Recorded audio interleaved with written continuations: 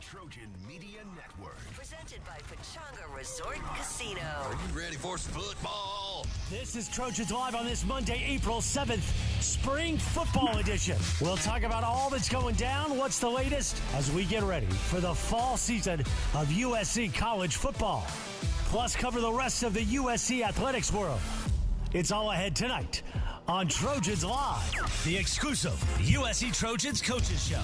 Behind-the-scenes insights and breaking news from the student athletes who play for the Cardinal and Gold. Trojans Live is presented by Monster Energy. Monster Energy, unleash the beast. Unleash the beast. Now live from Los Angeles, inside Heritage Hall. Now with Sean Cody and Cody Kessler, here is your host, Jordan Moore. Hello and welcome to Trojans Live, presented by Monster Energy on ESPN LA 710 across the USC Trojans Media Network. I am Jordan Moore alongside the All-American Sean Cody, our quarterback Cody Kessler. We got the legend Rob Ryan in the house to kick off the show. USC's new linebackers coach. Our interview is presented by I Trust Capital, the official crypto platform of the USC Trojans. Coach, our official welcome to the Trojan family. You've been here for a little bit, but you finally, last couple of weeks, you've gotten to get out there on the practice field. First time back in college in a while for you. What's it been like? What have your observations been like? Getting down there, getting to put your hands on guys a little bit. I think it's been great. I mean, it has been a little while, 25 years, so that's a long time. But, football's football. I knew I was coming to the best place in the country and with the best coaches, so I get out there and man, I'm excited with the talent we got here. I mean, it's like coaching the guys I'm used to coaching with Dez and EG, so there's no drop-off there. Those two guys are going to be playing a long time, and you guys know that. So it's been a lot of fun. The only tough thing is, man, that Lincoln Riley's offense is a bear, man, on linebackers. Like, we need an extra eye for linebackers. We got to stick an extra eye somewhere because, man, you got to see so much. But these guys are doing great. They're handling everything, and Sean, you'll be happy. They're coming downhill, splattering people, so, it'll be good. And eventually we'll be knocking quarterbacks out, Cody. So I'm going to love to see that. Coach, you've been doing it for a long time. I'm sure you've seen every kind of defense you can run out there. But with Coach Lynn, you've worked with him before with the Ravens, and now you get a chance to link back up with him again. What makes his kind of his scheme unique to what he's kind of doing? Well, I mean, Dan's such a smart guy and cerebral guy and hard worker. And like you say, the last time we were together, we were number one in the NFL in defense. Not too bad. But anyway, so I'm sure we'll do that again. But he is so smart, and he's a great young coach, and really that's why it attracted me. He called me, and I'm like, well, let me check this thing out. And then I talked to Lincoln, another phenomenal coach, and I'm like, my father hired me and my brother after 10 years of college coaching. And we're like, we need to make it, and we needed nepotism to get a chance, and that I broke in with Buddy Ryan and broke in with Bill Belichick. I mean, those are pretty good coaches. So when you're around the best, you get confidence. You get more confidence than anybody. You know everything, and that's what I want to do for my son. I'm 62 years old, to give him an opportunity like this to be around those great coaches, Danton Lynn and Lincoln Riley. I mean, please, a slam dunk, and then he can be around me, the best linebacker coach, ain't close, and that's just the truth. So, I mean, it's awesome, and it is a great chance, and, man, the culture here is awesome. Like, this has been fun. Like, I know it's college, but, no, this is awesome. Like, it's a family. You feel the guys growing together and closer together, so it's been a fantastic experience. Coach, you mentioned him briefly, but Desmond Stevens is a guy that I've been very high on for a while now. He was very exciting last year as a freshman. I think he's going to be a breakout star this year on defense. What excites you the most about his game, and what do you expect to see this year from that young, talented player? Well, I think he's going to be fantastic, Agreed, just like you. And, he does so many things well. Like, he's really smart. He's physical. He's got great speed. I mean, there's everything to him. He'll cross his feet over some. We got to work on that as coaches, but this guy's tremendous. And to walk into a group with those two backers and young Jaden Walker's going to be a great player. Yeah. This is a great place to be, and I timed it up just right. Get those two guys. Shoot, anybody can coach them, but I hope to make them a little bit better. You know that. And what about Eric Gentry? Because you mentioned him. We call him a unicorn. The problem last year was once the unicorn went out, he's so hard to replace because he is so unique. Have you ever coached a guy with his body type that you can think of? How do you project EG and getting the most out of him with his unique skill set? Well, I think, you hit it on the head. He can do so much and do everything well.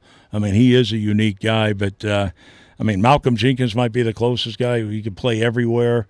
We made Pro Bowls all over the place. So, play out in the slot, play inside is like basically a linebacker, which he can do, obviously. He can rush the passer from an edge. Yeah. He can't do there's nothing this guy can't do.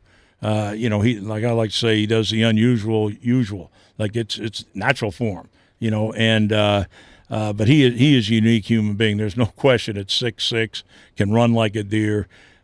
He's just a great playmaker. So I am fortunate enough to be here for his last year in college and to watch him, hopefully be All-American. It'd be fantastic.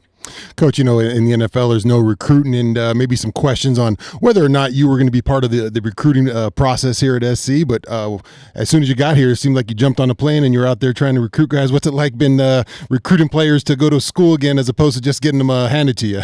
Well, Sean, you'll be happy to know that I was jumped on that plane with Henny, and the general, I call him Doug Belk. These guys are the best in the business. So, I'm just I walk in there and they roll out the red carpet. Oh, Henny, I'm like, I think I can do this. But this is a people business. You guys played in it forever. It's a people business, and it's a genuine people business. Yep. So if you're genuine in anything you do in this business and this line of work, you'll be successful. You watch. I'll be successful doing this. I know I can do it, and because I love the players. I love everything about football and the people. And you talk about the greatest people in the world. So I'm looking forward to it because I know I'll be good at it. Yep. Coach, you won 2 Super Bowls in New England. You've been at the top of the top, a legendary coach. In your opinion, what does it take to get there as a team, as a staff, whether college or NFL, but what does it take as a team to win a championship? Well, obviously it's players over scheme. That's the biggest thing. And I know what works is smart, tough, competitive, selfless, hard work, and football is important. And you guys know it. In the NFL, that's all that's there. Yeah. There's nobody else that's there. And I know that'll work here at this level. I talked to my son. My son's won 2 national championships. One as a player at Clemson, one as a student coach at Alabama. And those are the things that happen. And you can feel it here. Like you can feel our guys pulling the rope the same direction and really caring about Lincoln's philosophy and his culture. And man, it's growing. And to be a part of it now, to jump in here and get in there right now. I came in here where it's going to get ready to get hot. It's going to be awesome. You're listening to Rob Ryan on Trojans Live. You mentioned your son, Matthew. Is it just like a full circle moment for you? You mentioned it earlier. This is how it all began for you. At the wing of your father, who's one of the great defensive coordinators in the history of the sport. What is it like now on the other side of that? Well, it's cool. Like that's why I came back. I could have stayed and rode it out in the National Football League. It's not like I was fired. I chose this. I handpicked this after talking to Danton first, and then my love for him, and then to talk to Lincoln. I'm like, man, this guy sounds awesome. So I came down, met him in person. We talked at length, and this was going to be an unbelievable opportunity. I'm not looking to advance. I want to win national championships because I haven't done it. My son has, but and Rex's son has. But I want to do that. But the most important thing for me is to give back to my son the same way my dad did. He hired 2 guys that, we were in college, but we didn't know football like he knew football. We didn't know like Belichick and all that. But there's a reason why we were there for 25 years apiece. It wasn't nepotism. It's because we were good. Yeah. And so I got there from nepotism. Cool. Yeah, but also everybody else got fired along the way. I kept winning and 20 years coordinating, so I think I was decent. And I want my son to learn. And the biggest thing I think people make mistakes at is when they want to coach, like, ooh, I have to be, Nick Saban. I got to be this guy. I got to be that. No, you don't. You just have to be yourself.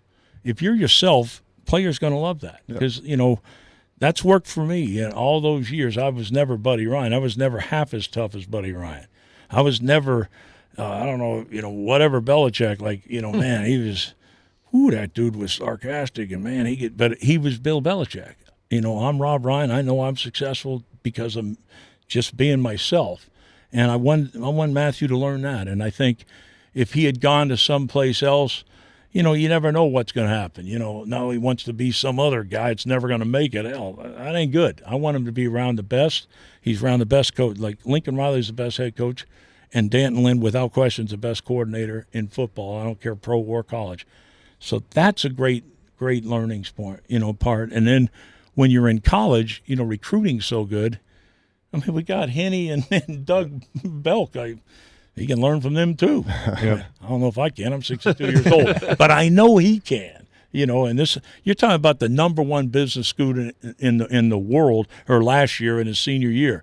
He was number one, so people don't know that about the Ryans. There's hidden intelligence there. My mom had her doctorate from University of Chicago. They don't give those away. It's all a show, that other stuff, man. I know you, Coach. My older brother, God rest his soul, was a lawyer. Like, come on. There's hidden in there some intelligence. 25 years, Coach, you mentioned coaching in the NFL. I think one of the, my favorite, parts of being in the NFL was just the characters, right? And, I see a coach like you, just an old ball coach, just getting after it. It reminds me of the characters that were in the NFL. You've talked about Kaluka Mayava at nauseum sometimes. He's a great player. If you could roll back the clock, who are some of the great characters in your time coaching in the NFL that really left the imprint on you? Well, I've learned so much from players, and that's what I tell the guys. You learn more from players than you actually do some coaches sometime. And I'll start with the great Willie McGinnis. I had the great Willie McGinnis, who I love. All right, he played left outside backer. He's tough as hell. He could jam a receiver. Steve Smith, knock him down. That's not easy. Yep. Got a penalty for it because he hit him so hard, but it was legal. But he could do everything. And then Mike Vrabel. Yep. I get Mike Vrabel from Pittsburgh. He's a career backup, and Belichick's like, Rob, you better make this guy a player. So I'm like, all right. I meet with the guy, and I'm like, hey, dude, here's what's going to happen. You're either going to be great or we're both going to get fired. But he was the smartest guy ever, and he did tell me, Rob, if I ever played left outside linebacker, I'd lead the league in sacks because I'd got all my counters, and you keep me on the right. I'm like, that's all right. Willie's playing left. But we do win Super Bowls. Yeah. Now, to Vrabel's credit, when I left to Oakland and he left to Kansas City, he did play left outside backer. And he did lead the league in sacks. He wasn't lying. But there's characters. That's the best thing about it. It's the people. They're all over the place. And Sean Lee, my God, he was great. And even guys that weren't so great, they're just good people. But, shoot, come on now. I can't say anything. But my last guy was Max Crosby. There you go. And I absolutely love Max. And you can't possibly work as hard as him. It's mathematically impossible. I know there's this great mathematic department here, but, I don't care what kind of trigonometry you do. You're not going to work as hard as this guy. It's mathematically impossible. And he loves it, and he is so great. And I'm so happy that, he got the raise and everything that he deserves that comes with it, because he might be a better person off the field than he is on it, which would be a lie. But anyway, he's great people. But I absolutely love him, and every day with him was special. Coach, you talked about being authentic, whether as a coach or a player, and I love that in your opening press conference. You can tell you're just always yourself, right? And players gravitate towards that. You mentioned, too, about your family. Your wife, Kristen, said that this was the last time, hopefully the last move. Yes. So I'm curious if you're still in the doghouse there, if she's warmed up a little bit to Southern California. And then the other side, too, how important is it, though, to have a great support system, a great wife, a great family? Your son's here, because it's not easy being in this business. No, it's not. And as a coach, you have ex-wives and great wives, and I've had one of each. So, the greatest wife of all time is Kristen, and because she's got to be mom and dad for everybody when you're growing up. Because I don't care who you are. You can say, oh, well, there's hours. They don't work those kind of hours. Yeah, you do. Like, you're never home. Yeah. And so she had to do everything, and our kids turned out great. And then, but after like 20 moves, I think we're about done. So, and she's a California girl. Like, she is a straight Cali girl. She used to work at Fitum here in L.A., because she's a bombshell, and then she used to work in San Diego and all that stuff. So it wasn't bad coming here, but that was it. Like, this last one was 2 moves. Part of our stuff went to L.A., the other part where we're going to retire in San Diego. So, but now she's back here, and it's awesome.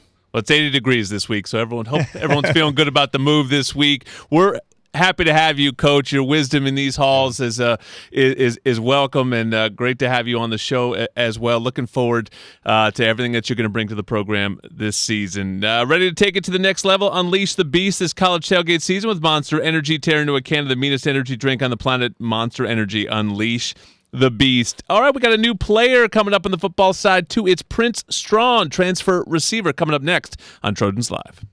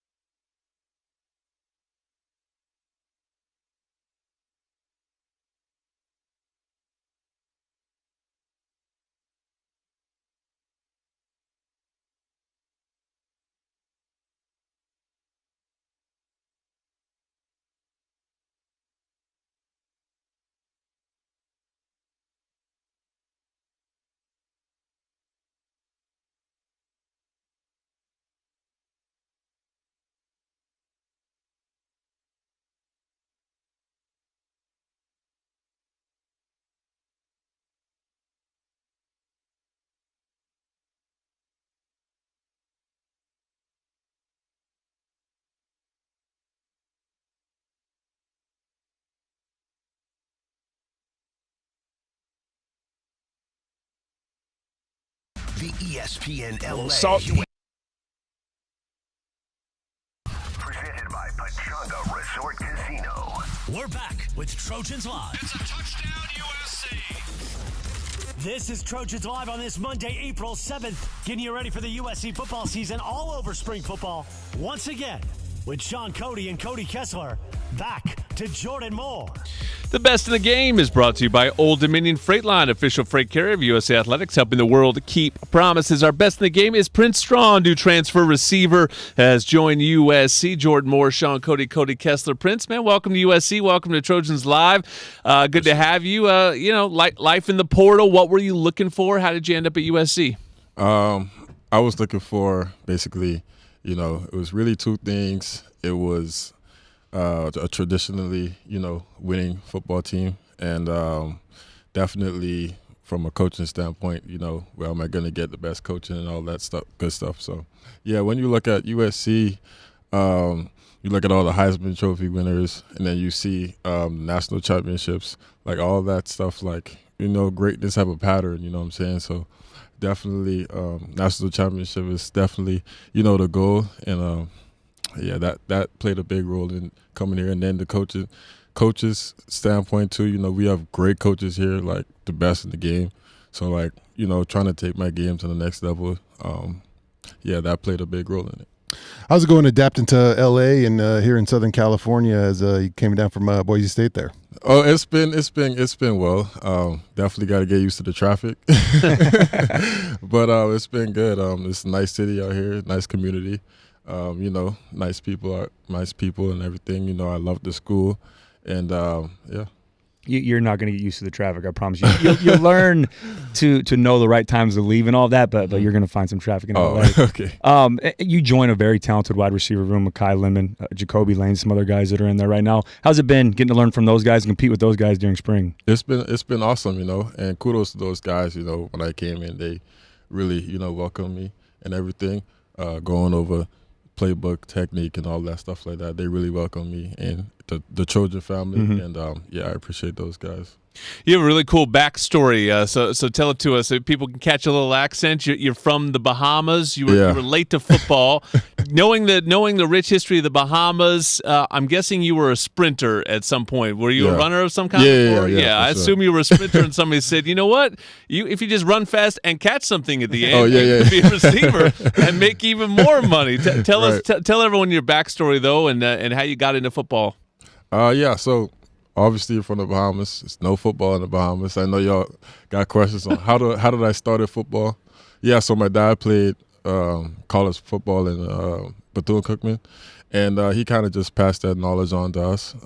You know, growing up, ever since I was young, you know, that was always, you know, the plan was to play football. So yeah, basically, you know, we used to have our little film sessions. He used to show me how to run routes, show me, you know, how to read defenses and all that. And then we used to go outside, field, parking lot, golf course. It didn't matter. He taught me, like, no excuses. So wherever, you know, it was an open area, he would go. He would take me and my brother, and we would go run routes, catch the football, and do all those stuff growing up, like, all my life, basically. And then moved over here sophomore year of high school, and then, yeah, you know, being away from my family, that was a difficult period. So when you went to Florida, your family didn't come with you or anything? Oh no, yeah. So I was with a host family, for the first year, and then going into all the way up to my senior year. So yeah, it was. I stayed with the Hearts. You know, appreciate those. The family, and then I stayed with the Thurgesons my last year. Appreciate that family a lot. You know, they mean a lot to me, and yeah. What kind of style receiver are you? Obviously, we see that, you know, big frame on you, a slender guy. Go up and get the ball. You running by people. What's your style as a receiver? I definitely physicality, speed, definitely going up for the ball, contested catches, all that good stuff, and good route running, all that good stuff. So, besides your brother, who's your favorite NFL wide receiver you like to watch? I have a wide variety, but today or just in general? In general, whoever you study and you think I could be like that guy. I like Drake London a lot. Okay. Yeah. Okay. I like Drake London, and I like Mike Evans. Those two guys I study a lot. Big physical, go up and get it. Yeah, for sure. Those two guys I study a lot. Mike Evans, you know, he's the GOAT in my opinion. Yep. I watch him a lot. I study him, and yeah. How's it been getting to work with quarterback Jade Maiava this spring? Have you guys been able to get on the same page and pick up the offense a little bit better? Oh yeah, he's been such a big help. He's a great leader, on and off the field. Yeah. Kudos to Maiava, because he really helped me a lot. When I first came in, you know, he was one of the first guys. Like I said, he was one of the guys amongst Jacoby and Lemons, who really, you know, welcomed me in and taught me, you know, the plays and taught me the techniques and all that stuff. So yeah, he's a great leader on and off the field, and he's gonna do some big things for sure. Why are the fastest people in the world all from the Caribbean? Why? Yeah, how'd that happen? I don't know, man. I guess that's just how the Caribbeans get down. It's Unbelievable. really like it's so competitive in track in the Caribbean. It's crazy. It's so competitive. Tiny little like, islands. Then you watch the 100-meter final. It's just Bahamas, Trinidad, Jamaica. It's the same. Yeah, it's same just, year after year. It's so competitive down the track. Is the biggest thing down there. Like. Down there, you like how football is over here and all that stuff. Track down there, like you got to be a dog going up against. Well, good to have you two here, Prince. Man, welcome to LA. Welcome to the Trojan family. Can't wait to watch you ball out this fall at that USC receiving core. USC fans win a 4-bedroom, 3-bath home in Temecula Valley. Play slots or table games at Pechanga Resort Casino through May 30. To earn entries, visit pechanga.com or call 888-PECHANGA for details. And hey, Trojan fans, did you know the Ralph's app gives you easy access to weekly sales and personalized coupons? You can earn fuel points too. Check out the app today and save while you cheer us on to another great season. Ralph's, proud partner of USC Athletics. Well, we're traveling the world on this Trojans Live. Next up, we've got a men's tennis player from Spain coming up.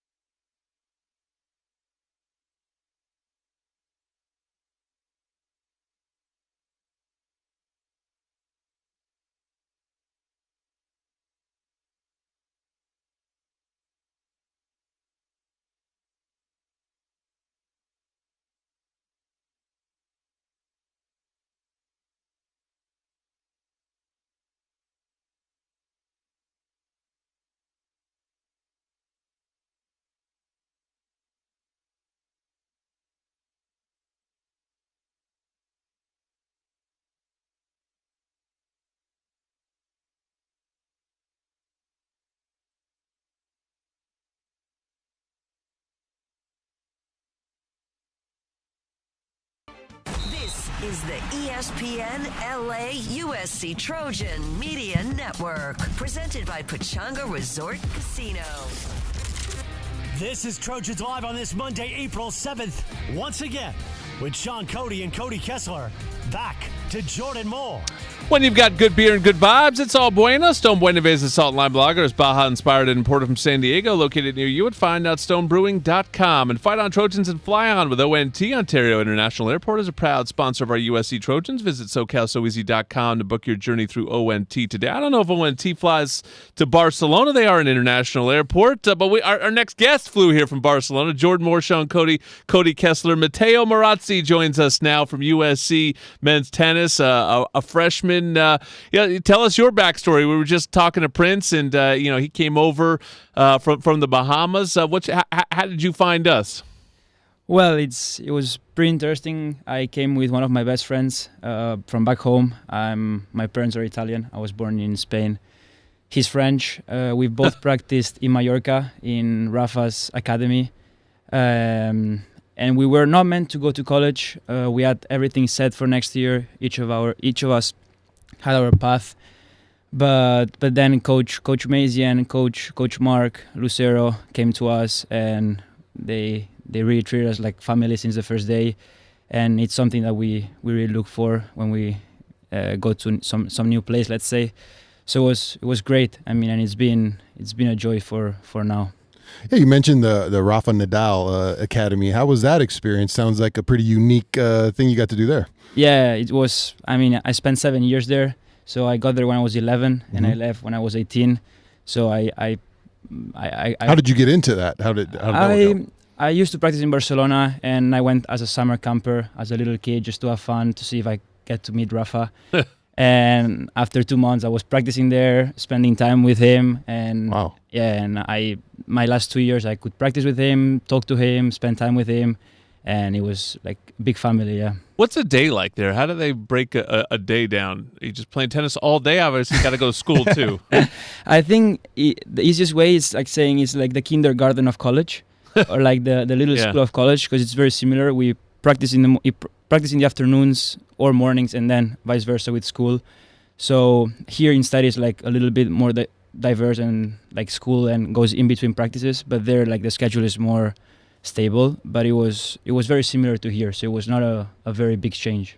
You mentioned your best friend coming with you. I'm sure that helped. But how difficult was that decision to leave Spain to come to the United States? And how's it been living in Southern California? I mean, LA is the place to be, no? Yeah, that's Hey, he's got it. That's exactly right. On brand. Say Yeah. that again. Could you just clip that, Ben? There we go. That's what my coach told me since the first day, and it's what we've been dealing with, and it's been great. I mean, probably the hardest thing is probably time zones with back home with family and everything and friends. It's not the easiest, but I think it's incredible, and the chances we get here and the experience we get and the people we get to meet is just wonderful. I've heard you got your own podcast. I heard it's Trojans Live competition, Sean. He is Not out hard there to blow us out. He is out there doing a podcast interviewing USC athletes. I mean, that is what we do here. What's on your podcast? So it's myself and 2 other teammates. It's Peter Mack, number 1 in the team, and Vova Yakubenko, an Ukrainian guy. Peter is a senior and he's in journalism school. I'm also going to start journalism next semester. And he had to do an assignment for school as a podcast, and we said, why not start something? And I mean, pretty much what you guys do here, but in a very smaller way.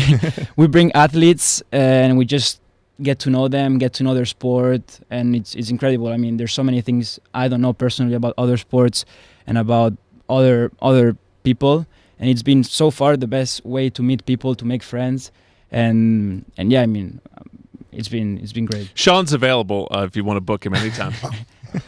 Did I just get fired? Soon. You can talk pizza, you can talk football, anything. Fourth episode is coming soon. Fourth or fifth is coming soon. Yeah, that's about time for me. I'll come help you guys out. You know what? You know, born in or raised in Spain. Yeah, and then born and raised but you're in Spain. Italian, so 2 great food cultures. I'm a big food guy. 2 big time food things. You know, I was going to ask you a tapas question, but you can get into some Italian food too. What do you lean as far as a culinary request at your house? I think in terms of like home and food and culture, I'm more of an Italian based, since at home I speak Italian. I spend time with my parents, they're Italian, so I've always eaten Italian, spoken Italian at home and everything. But then everything else outside of home, it's more Spanish, since I've always had Spanish friends. I've been in relationship with like Spanish people the whole time, so it's a little bit of both. I use both. So what? Give me your favorite tapas then. Favorite tapas has to be, tortilla. Yeah, Tortilla. the omelet there. Yeah. That's great. Yeah. When you say tortilla, I'm a Mexican, so it's like I think tortilla. I think a flat one, but you guys make the big fluffy. Or one. jamon. Okay, there you go. Jamon. Nice thin slice. Exactly. There. Yeah. All right. What's been the biggest difference that you've noticed, talking about tennis, the level of competition from Spain to the United States, now being a freshman here at USC? You're not talking about food, Cody? Yeah, I'm back on track here. You guys lost me. I had no idea what they were talking about. Jordan probably did, but I was out on that one. I've only played individuals and singles and doubles in the ITF circuit with the guy I came, Nathan, who was my doubles partner for the past 6 years. And the biggest difference here is you don't play by yourself. You play for something else, and you play for a team, great guys.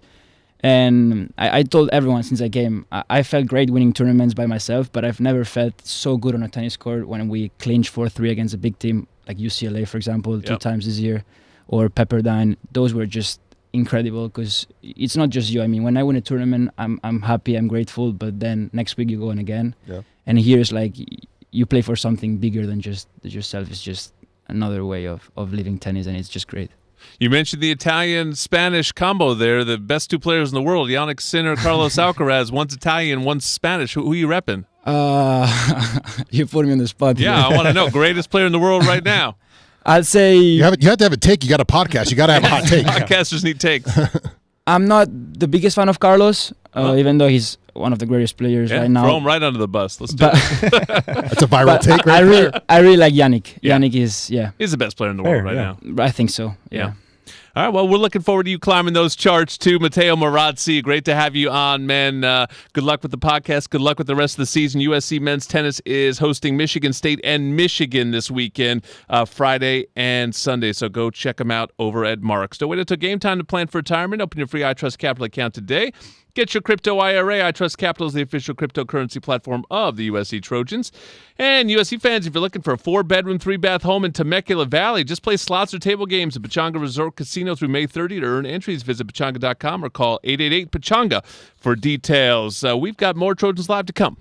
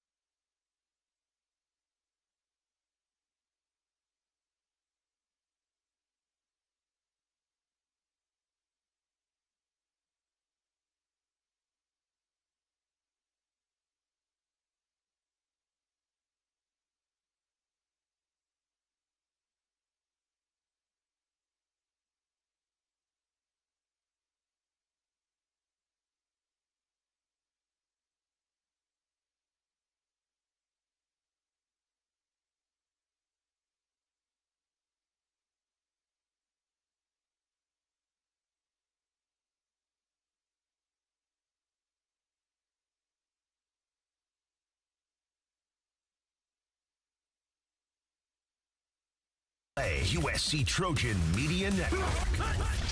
Presented by Pechanga Resort 4% battery. We're back with Trojans Live.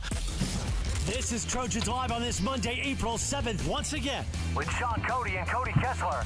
Back to Jordan Moore. If you want the inside scoop on this game and all things Trojans, be sure to sign up for the 3 Torches presented by Smart and Final. It's a free newsletter that hits your email inbox 3 times a week with game info, player insights, and more. Go to usctrojans.com/3torches and sign up. And Monster Energy, the official energy drink partner of USC. Tear into a can of the meanest energy drink on the planet. Monster Energy. Unleash the beast. For the first time this spring, we've got the fearsome foursome all together here. Jordan Moore, Sean Cody, Cody Kessler, Keely, you're here. Little football round table. I wanted to do a little offensive preview for those out there. Half the time I feel like I need the previews with so much the changes from year to year. But let's start with the offense and the quarterback position. Jaden Mayava, Cody, needs to get better. Where to take USC to where it wants to go? Yeah, if you guys want to watch a full preview, check out the Victory podcast. We did one of those as well. But yeah, I just it's been the story since Jaden took over was protect the football, no one to make the superhero play, no one to go down with the ball, and don't make a bad play worse. But the biggest thing for me outside of that is just getting on the same page with Mekhi Lemon, with Jacoby Lane, but also building that confidence. You could tell last year there were times that he wasn't really feeling like he was the guy, right? When you watch the TV copy, you can see the quarterback's eyes. And I'm not saying that, he was out there nervous and worried, but there were times when it just didn't feel like he had the confidence of the starting quarterback at USC. And it's tough when you take over mid-year and you're not the guy from the beginning, right? And Miller Moss was a starter for the first half of the season, the first 8 games of the season, and then Jaden takes over, and it's tough to kind of assert yourself as a leader, right, when you've been the backup the whole time. But what that looks like for me this spring is let Jaden get every rep with the ones. Every time Mekhi Lemon's up or Jacoby Lane's up on one-on-ones, you step up and you go, right? Until Hassan Longstreet or Sam Hewer can push you to be the starter,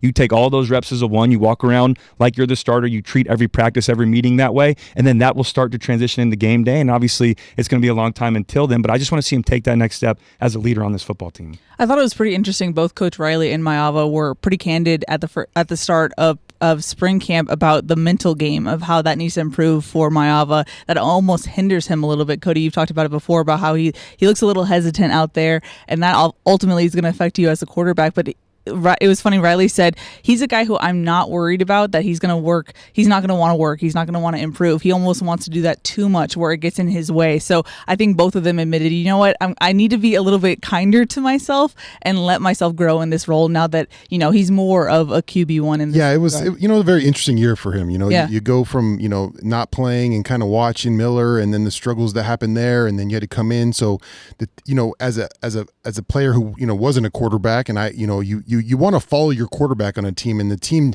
was kind of in flux the whole year, right? Yeah. Who do we follow? Who's our leader? And then, Jaden, now he has to be the leader, and it's hard to kind of, I think, capture the hearts of all the players when you're kind of thrust into that position. So I think he has a whole offseason now to do those kind of things. I'm sure he's got to work on those leadership qualities, but it was an interesting place to be in, and I think he handled it well, but I want to see that leadership aspect grow as he furthers his career. And it was very subtle, but I caught it when Prince came in and said, Jaden grabbed me right away, and he's been helping me the most with the offense. And he noticed him as a leader. And as a former quarterback, I heard that and said, okay, well, that's something he took a next step for this year. That's big to hear. I know it's something little, and then it was a kind of small comment by him, but I promise you that's going to pay off in the season.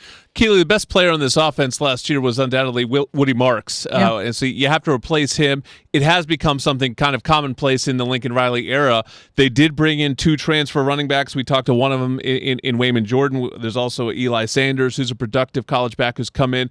But in this case, we got to see Brian Jackson and really liked what we saw from him, too, in the Vegas Bowl. How do you size up the running back room? It's interesting. You have a guy who, he talked about it at the start of camp, in Brian Jackson, who was the new guy last year, and now he's like, I'm kind of the vet. He was talking about he's in this weird transition where he's still relatively young, but you have 2 new transfers who are older that he's kind of showing the Trojan way a little bit. Yeah. But I think all of them have all talked about how they want to be a pass catcher like Woody Marks. Brian Jackson said, I tried to get as much information out of Woody as I could before he left, but I think that's something where all of those 3 it's not the main component of their game. And don't get me wrong, Woody Marks is kind of unique in that regard, but they're trying to evolve their game so that they can be a dual threat in Lincoln Riley's offense.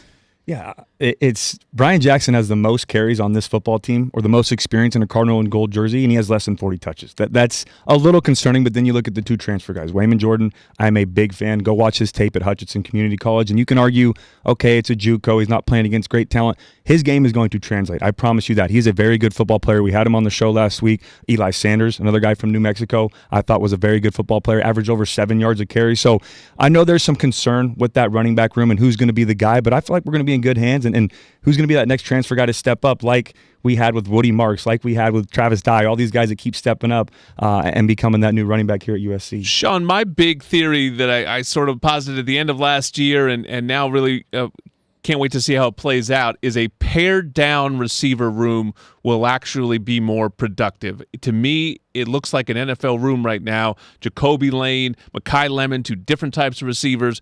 They should get a lot of balls and a chance to really grow into a game instead of shuttling guys in and out. Yeah, and it won't be about how many touches does everybody get. We're going to, they'll get a lot of touches, I'm sure, next year. And then there's 2 of them, right? There you can, you can't just, if you're a defense, you can't just focus on one guy because both guys have skills that are, like you said, that are different. And then you have that third position we'll probably have to find out. Maybe Prince, maybe some other young guys that get a chance. Third feels open, feels really open. And might I add, don't count out the tight ends. That's a group that so far in spring camp has been getting a lot of praise. They're also kind of the most experienced, which is interesting. So don't count them out, especially with Chad Savage now as their coach. Yeah, and I like Jaden Richardson, transferred from Tufts a couple of years ago. Prince Strachan's going to be a very good player, but I'm going to go on record now and say that third guy that's going to step up is Xavier Jordan. I love the way that he plays. Played well last year in the spring game and kind of got buried on that depth chart, but I think he's going to be a guy that steps up big this year at the receiver spot. Well, we didn't get to offensive line, but again, for the full preview, you can check out the Victory podcast with Keely and Cody. I'm sure they got into that and then some. We'll do the defense next week, but next up, we have another guest coming. We're going to talk a little rowing here on Trojans Live.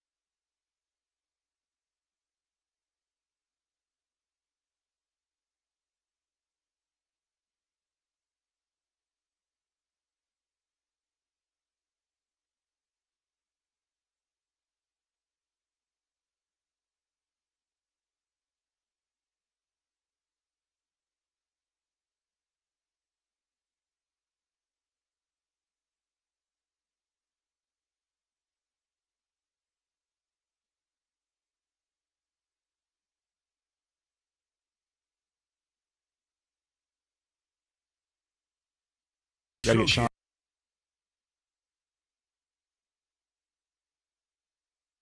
We're back with Trojans Live. This is Trojans Live on this Monday, April 7th. Once again, with Sean Cody and Cody Kessler. Back to Jordan Moore. Our Women's Spotlight is brought to you by Sprouts Farmers Market, open 7 days a week. Visit your neighborhood Sprouts for good-for-you groceries and great prices on the freshest produce. Jordan Moore, Sean Cody, Cody Kessler, and Rhese Abrams joins us now, a senior with USC Women's Rowing. Great to have you. You're fresh off a workout, conditioned. Take us through, what's the day in the life of a rower? Because there's so much training that leads up to the few events that you have. Yeah, well, thanks for having me. I'm still cooling off a little bit, but my day starts off, I wake up at 5:28 in the morning. I give myself 2 minutes to lay in bed. Yeah, 6 days a week. Our bus leaves campus at 6, and depending on the day of the week, we're either there for till 8:45 or 9:30, get back on campus, chat out some Galen, Lil G. And then we have some time for practice or for classes, and then back at practice at like 3:15 or 4:30. 3:15 is when we do like another round of cardio. 4:30 is when we have weights. And then Saturdays too, we're out there. We get the boathouse at like 6:30 in the morning. We're out there and we get home at like 11:30. Oh yeah, we had Coach Kelsey on. She was with us a couple in October, I believe. I think it was sometime last year. Yeah, time is a flat circle, Sean. Yeah, and she was great. She was excited about getting the gig. And how's it like been working with her? She is awesome. I think she's really refreshed my appreciation for the sport. It's my first time having a female head coach too, which I love. I think she's just got great tenacity, great energy, great competitiveness, and like bringing that energy to the team I think is really good. We have a massive group of freshmen, a really young team, and I think she's, taking them and running with them. They've got a lot of great speed and talent. She's going to mold them really well. I could tell you're a student athlete as soon as you said you wake up at 5:28 exactly. Hey, just a creature of habit. The same thing when I was here. How does one, going back a little bit, get into rowing? Did you do other sports when you were growing up? Was it something that started out as a hobby, then you realized, okay, I want to make a career out of this? Or how did you get into rowing initially? So I used to swim competitively. Okay. There's a huge swim to rower pipeline. If you're a swim to rower, you know what I'm talking about. But everybody's like, oh, it's a water sport. It's full body. Try it out. And there's only one club team. I'm from Chicago, so there's only like one club team in the city, really. And I just had a family friend. I was in 7th grade. They just started, shout out Chicago Rowing Foundation, CRF. We got a couple girls on the team from there. Yeah. And, they had started a middle school program, and a family friend of ours whose son was rowing had just started it up. He was also tall, long, lanky, that whole thing. And she was like, Rhese should try it. And my mom was like, okay. So I tried it, and I was like, this is awesome. I'm such a team-oriented person, and I loved swimming, but it was so individual. And I wanted to work with my teammates, not against my teammates, and compete with them. And it just became something that I just hopped on the train in 7th grade and haven't hopped off since. So that's awesome. Yeah. You're listening to Rhese Abrams of USC Women's Rowing on Trojans Live. It is like the ultimate team sport, right? Because it only works if you guys are in complete unison. But how do you measure yourself, check yourself individually? How do you know you had a good day or a bad day? Is it easy to hide on the boat, or is it easy to get found out? Yeah, no, there's no hiding. I mean, any single person can have a positive impact or a negative impact. And I think focusing on the positives, you've had a good practice when you have put whatever 100% you have for that day. We always say, if you're at 80% for today, give us 100% of that 80%, wherever you're at. Just give the best you can, push that extra mile, extra meter.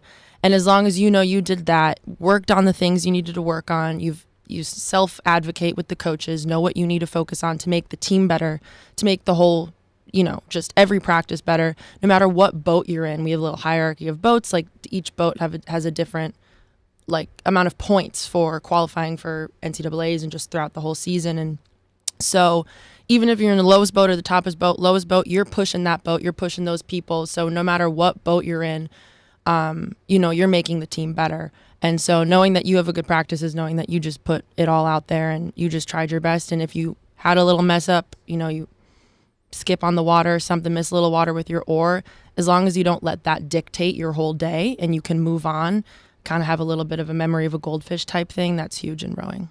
This may surprise you, but my rowing knowledge is a little bit limited. I did watch the Boys in the Boat movie about the Washington Huskies. It's a great book. I don't know, avid reader, but maybe a better movie visual. I learned visually. Great book. But yeah, I wanted your position. You're the bow. Is that what you? Right now, I'm sitting bow. Okay, what's the bow position? Walk us through that, because I don't know if they told me in the movie what that was, so I was interested in hearing about that position. Well, so it depends on what boat you're in. Okay. If you're in an 8-person boat, the bow is the farthest away from the coxswain. Coxswain being the shorter person that you see in the team, has just as much impact as a rower, even though they're not being physical. They're still physical in their competitiveness. They're steering the boat. They're kind of like a mini coach. And they really motivate us through that. Bow seat, just, help sets the boat, keep the rhythm, keeping the energy up all the way from back there. But I move around a lot. So whatever seat I'm in, just helping that boat get better. There you go. Sean, too big to be a coxswain. Don't put that on your. Yeah. I'm a Never limit yourself. You know, have dreams if you want. You can know try what? it Thank out. you. Yeah. Thank you. He's always limiting me. You can always Anchor. be your own coxswain in a single. Just be by yourself too. So Yeah, I don't know where Sean's fitting in the boat at all. No offense. That's what you want as a defensive I'm lineman, though. I'm a swimmer. There we go. that's right. Remember, So I will fall off the boat and then You I can just have to swim with us. Yeah. Yeah, there you go. never forget that Coach Kelsey was in here, and What'd you say? I gave him a choice between these two as rowing prospects, assuming the big fella would get the nod here, and she chose the quarterback. She did. You know what? I gotta trust her opinion. Yeah, on I that, appreciate so. that. So I'm following you her. flopped that I'm easily? following Coach. I'm following Coach. I thought we were building something. She's led us this far, so I'm following her on that. last question for me. Being from Chicago, Yeah. now coming out here to Southern California, what's been a little bit better? You like the West Coast? Is it the Midwest? You miss home, or have you enjoyed living in Los Angeles? I absolutely adore Chicago. I Yeah. will be a Chicagoan until the day I die. I literally have the area codes on my leggings There you right go. now. But I think LA's great. I don't have to pry my frozen hands off the oars on the practice. I can row year round, and I think for what I'm doing right now, it's just perfect. Your next meet is the Big Ten regatta, not meet. Big Ten Does meet invite. work? Regatta, no. it's Regatta, Jordan, race. let's go. Yeah. Why is it in Sarasota? Big Ten invite in Sarasota, Florida? Yeah, so the amazing thing about Sarasota is that they have the Nathan Benderson Park, which is like the best man-made course for rowing. I don't know why it's in the most humid, hot place ever, but it's just this little area that's perfectly cultivated for rowing and races. And then Big Ten championships will be in Indy. You have some family there? I don't have family in Indiana. I know, but they're it's gonna close. drive over. I'm learning about Midwest geography, Yes, of course. and a lot of It's this a stuff three- is a lot closer than I realized. 3-hour drive. My mom, Yeah. my dad, Yeah. and my dog, who a lot of people are excited to meet, is going to be there. So I can't wait. I'll tell you what, and to back up your point, I played for Cleveland for a year. We had to fly out of Chicago because my dog was too big for the limit. The coldest I've ever been in my life. It was like a negative 30-degree wind chill in the city, Yeah. and I have never been more cold in my entire life. So Thank Lake kudos to Michigan you for for that, living yeah. there. Yeah. Well, it's 80 degrees outside now, guys. Yeah, there we go. That's why it's the place to be. Place Thank to you be. so much, Rhese. Thank We got you. one more segment of Appreciate Trojans it. Live coming up.